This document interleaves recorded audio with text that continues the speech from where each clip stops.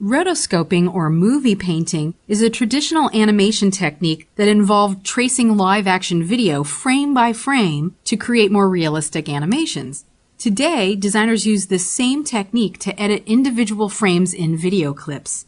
Rotoscoping can help you add special effects, remove unwanted elements, and improve the overall image quality, among other things. So in this project, we're going to learn how to import a movie and make frame-by-frame edits. Now, there's two ways that you can work with importing video files. I'll show you the one way where you could actually create like animated GIF type frame-based animation. To do that, you'll go to your File menu, choose Import, and then choose Video Frames to Layers. I have two free sample movie files for you to use. One's low res and one's medium res. So if you're working on your own from the Project Media folder, you might want to work with the medium res. That will give you a better quality, but for the purposes of this demonstration, we'll use the low res. Click Open. This Import Video to Layers option opens, and you can choose the range to import, whether that's the entire video clip or just a selected set of frames, or you could even limit it to every certain number of frames. And this would be to create a frame animation. When you click OK, Photoshop will look at all of the layers and then add separate layers to your layers panel and create separate frames on the timeline for you. You could then go in and modify each frame one at a time and then save your file as an output animated GIF or something like that. But we do not want to work this way because it doesn't give us as much flexibility. Instead, just do File, Open. You'll need to switch this to all formats at the very bottom so that you can see the files. And again, we're going to grab the low-res Skiers movie and click Open.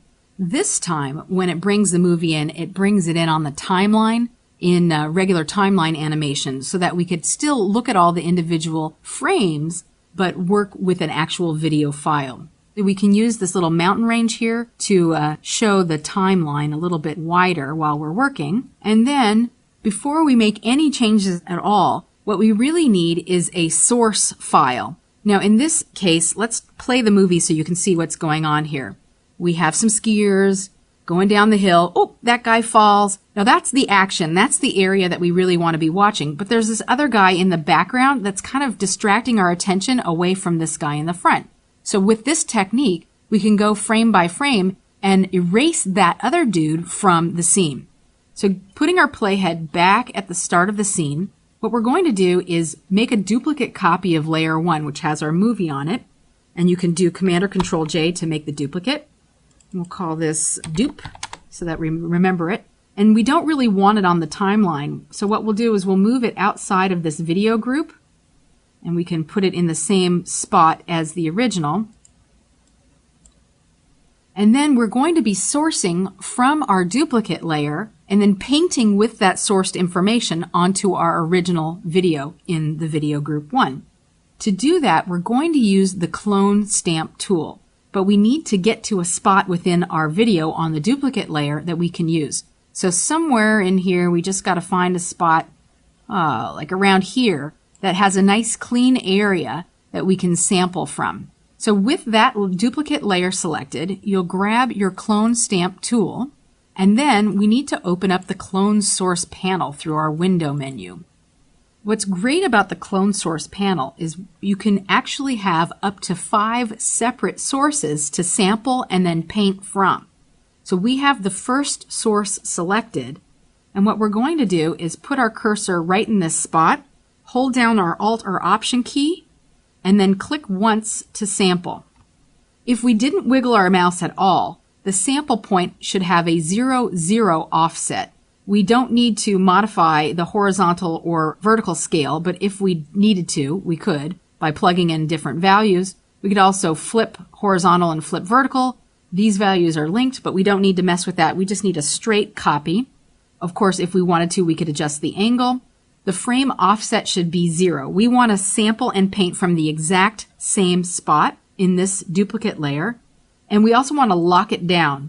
So it's frame 47. I wouldn't have known that, but it's frame 47, that spot, 0, 0, no offset, and that is what we are going to use when we paint onto another layer. In order for us to paint, we actually need to go onto our original layer. And let's move our playhead indicator back to the beginning spot.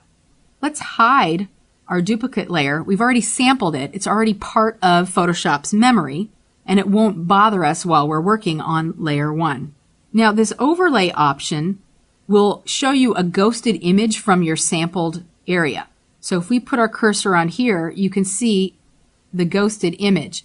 This is to help you with alignment. Sometimes I think this is really great, and at other times I find it bothersome. So I'm going to disable it and just click and drag to paint that area from our sampled duplicate layer onto this frame. To advance the frame, click this button here. It's just one click to go to the next frame, and then you'll repeat that action one frame at a time.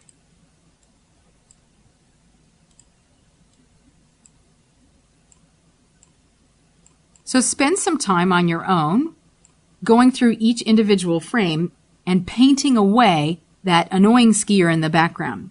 Now, if you wanted a second clone source, let's go back up to the duplicate layer and make that visible. We'll choose the second source, and perhaps we want to get rid of that little guy right there. It looks like a guy sitting on some kind of, I don't know, it looks like some kind of car or something. Holding down our Alt or Option key, we actually don't want him, we want some object to the side.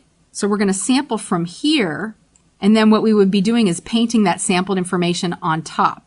So now we have that second sample source area. We're going to hide our duplicate layer again, go back to layer 1, and what we could do now is on this existing frame, and now here the overlay might really help us to put things into position like so. So now we could go back to those other individual layers and continue to paint. And we could even toggle between them. So let's go to a later frame. So we could say, all right, so I'm doing clone source 2 here, and let's switch over and do clone source 1 here. So you could go frame by frame and actually paint with 2 separate sources. When you're finished, you can check your work by scrubbing the playhead. And if you see any ghosted images, you can go back and further clean those up. Now, if you need to restore a particular frame, so let's move the playhead a little bit further, like right there. It looks like there's a little bit of a halo on that second clone source, and maybe what you would want to redo is go back in and resample with a hard edge brush rather than a soft edge brush so you don't get any of the sampling merging into the trees there. Go to Layer, Video Layers, Restore Frame, and that will put everything back into position the way it was. Also, there's another option here, Layer, Video Layers, Restore All Frames. So if you make a mistake, you could always revert it back to the original and begin again. When you're finished, you can export the video in one of 2 ways. You can choose Export File under the File menu, Render Video, or if you had been working with the frames-based animation that I originally showed you, you would choose File, Scripts, Export Layers to Files. When you're finished working, save your file as a layered PSD. That way, if you ever need to come back into it, you can reopen it up in Photoshop and make any further adjustments as needed.